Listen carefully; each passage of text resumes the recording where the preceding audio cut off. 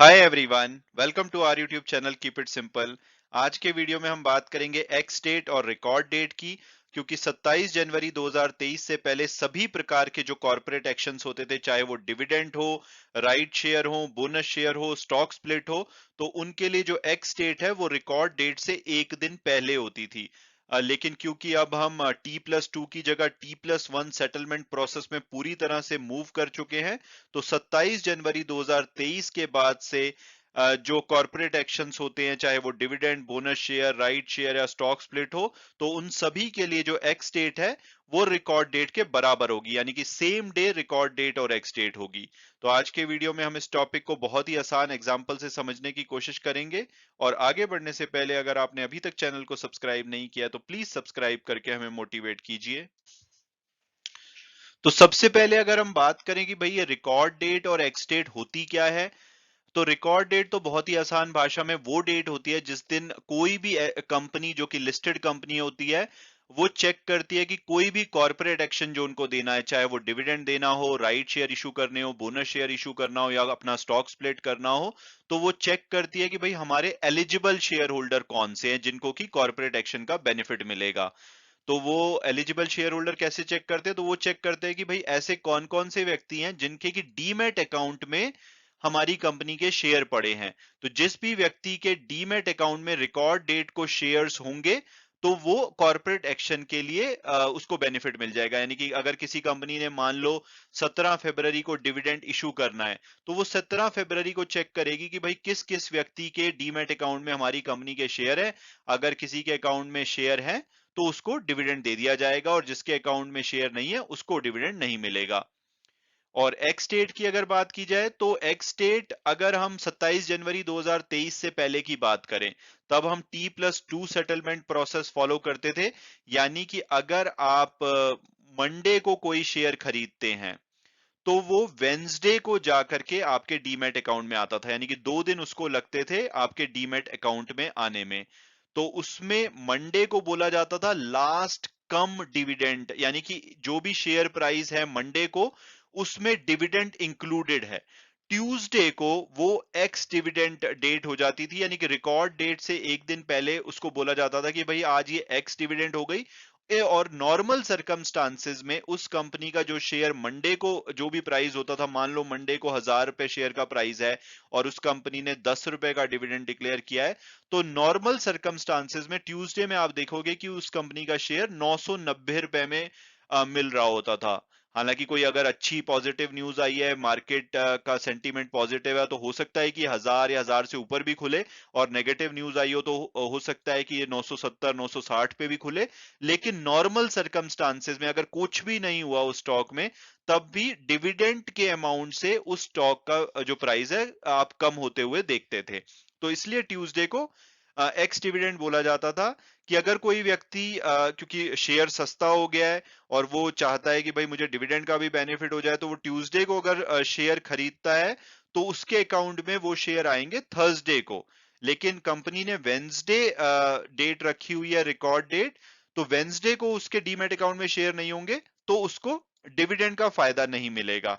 तो उसको सस्ता शेयर जरूर मिल गया, लेकिन उसे डिविडेंड नहीं मिलेगा। और जिस व्यक्ति ने सस्ते में बेच दिया कि 1000 वाली चीज 990 में बेच दी, लेकिन उसको क्या होगा कि वेंसडे को उसके ही डीमैट अकाउंट में शेयर्स रहेंगे और थर्सडे को वो दूसरे व्यक्ति के पास जाएंगे, तो उसको 10 रुपए का डिविडेंड मिल जाएगा। तो इस तरह से एक्स डेट और रिकॉर्ड डेट जो है वो डिफरेंट होती थी 27 जनवरी 2023 से पहले, और एक्स डेट रिकॉर्ड डेट से एक दिन पहले का दिन होती थी।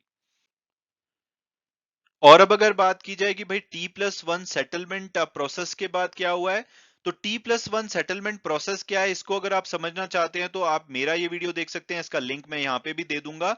ये एक्चुअल में प्रोसेस अगर मैं हाई लेवल पे बताऊं, तो 25 फरवरी 2022 से शुरू हुई थी, जहां पे धीरे धीरे करके जो सभी लिस्टेड स्टॉक्स हैं एनएससी और बीएससी में, उनको T+2 की जगह पे T+1 सेटलमेंट प्रोसेस में मूव कर दिया गया था। लेकिन अगर ये प्रोसेस 25 फरवरी 2022 को शुरू हुई थी, तो अब हम इसकी इतनी बात क्यों कर रहे हैं? उसका रीजन ये है कि सबसे पहले इसमें उन शेयर्स को मूव किया गया था जिनका की मार्केट कैपिटलाइजेशन सबसे कम है। तो 500 500 हजार हजार शेयर करके हर महीने इससे T+2 की जगह T+1 में मूव किए गए थे। लेकिन शुरू के जो 10-11 महीने हैं उसमें वो शेयर मूव हुए थे जिसमें नॉर्मली आप बहुत ज्यादा ट्रेड नहीं करते होंगे, क्योंकि इनका मार्केट कैपिटलाइजेशन काफी कम होता है। ये स्मॉल कैप या अल्ट्रा स्मॉल कैप शेयर्स होते हैं जिनमें ज्यादातर लोग ट्रेड नहीं करते। लेकिन जनवरी 27 को जो बाकी के जो बड़े शेयर थे, यानी कि जिनका मार्केट कैपिटलाइजेशन सबसे ज्यादा था, जो एफएनओ में ट्रेड करते थे, उन सभी को भी अब T+2 की जगह T+1 सेटलमेंट प्रोसेस में मूव कर दिया गया है। यानी कि अगर आप कोई भी शेयर मंडे को खरीदते हैं तो ट्यूसडे को डीमैट अकाउंट में आपके वो शेयर दिखने लग जाएंगे, जो कि पहले वेंसडे को दिखते थे। और सिमिलरली अगर आप मंडे को कोई शेयर बेचते हैं तो उसका पैसा आपको नॉर्मली वेंसडे को आता था, अब उसका पैसा आपको ट्यूसडे को दिखाई देने लग जाएगा। तो हमारी प्रोसेस जो है वो एक दिन फास्ट हो गई है। और ये अच्छी बात है कि दुनिया में बहुत ही कम देश हैं जो कि T+1 सेटलमेंट प्रोसेस फॉलो करते हैं। चाइना कुछ हद तक करता है, पूरी तरह वो भी नहीं करता, लेकिन यूरोप के ज्यादातर देश, यूएस, सभी T+2 पे चलते हैं। लेकिन हमारे लिए प्राउड की बात है कि इंडिया अब T+1 में पूरी तरह से सक्सेसफुली इंप्लीमेंट कर चुका है। अब हमारे यहाँ पे एक दिन के अंदर शेयर आ जाता है और अगर आप बेचते हैं तो एक दिन के अंदर पैसा आ जाता है। तो इसका रिकॉर्ड डेट और एक्स डेट पे क्या फर्क पड़ा है? अब रिकॉर्ड डेट और एक्स डेट बराबर हो गई हैं। तो जैसे अगर हम एग्जाम्पल के लिए देखें, तो हीरो मोटोकॉर्प ने 17 फरवरी को डिविडेंड अनाउंस किया हुआ है कि ये 65 रुपए का डिविडेंड देंगे।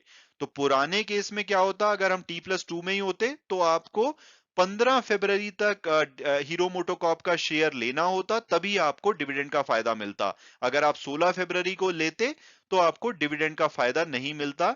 लेकिन अब क्या है, क्योंकि T+1 सेटलमेंट में है तो इवन आप 16 फरवरी को भी हीरो मोटोकॉर्प का शेयर लेंगे तो 17 फरवरी को आपके डीमैट अकाउंट में दिखने लग जाएगा। यानी कि रिकॉर्ड के हिसाब से आप शेयर होल्डर हो जाएंगे, एलिजिबल शेयर होल्डर हो जाएंगे, तो आपको डिविडेंड का फायदा मिल जाएगा।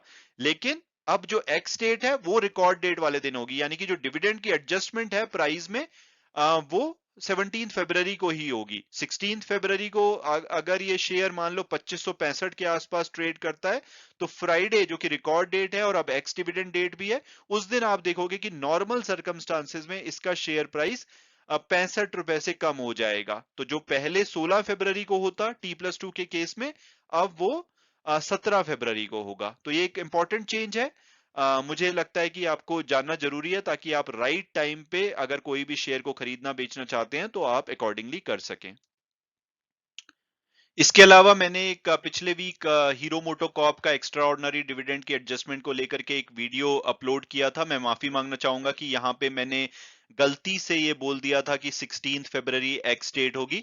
हालांकि अब रिकॉर्ड डेट 17 फरवरी है और एक्स डेट भी 17 फरवरी होगी। अगर आपने ये वीडियो देखा है और उसके बाद कोई कंफ्यूजन है तो प्लीज मुझे माफ कीजिएगा। हालांकि मैंने अपने कम्युनिटी वेब पेज में, इसके अलावा कमेंट सेक्शन में भी ये कमेंट पिन कर दिया है। जो भी ये मैंने गलत बात बताई थी उसको मैंने ठीक करते हुए यहाँ पे इन्फॉर्म किया है कि भाई 17 फरवरी ही अब रिकॉर्ड डेट और एक्स डेट होगी। इसके अलावा मैंने अपने ट्विटर अकाउंट पे भी इसको मेंशन किया। लेकिन फिर भी अगर आपको कोई इससे तकलीफ हुई है तो मैं अगेन माफी मांगना चाहूंगा।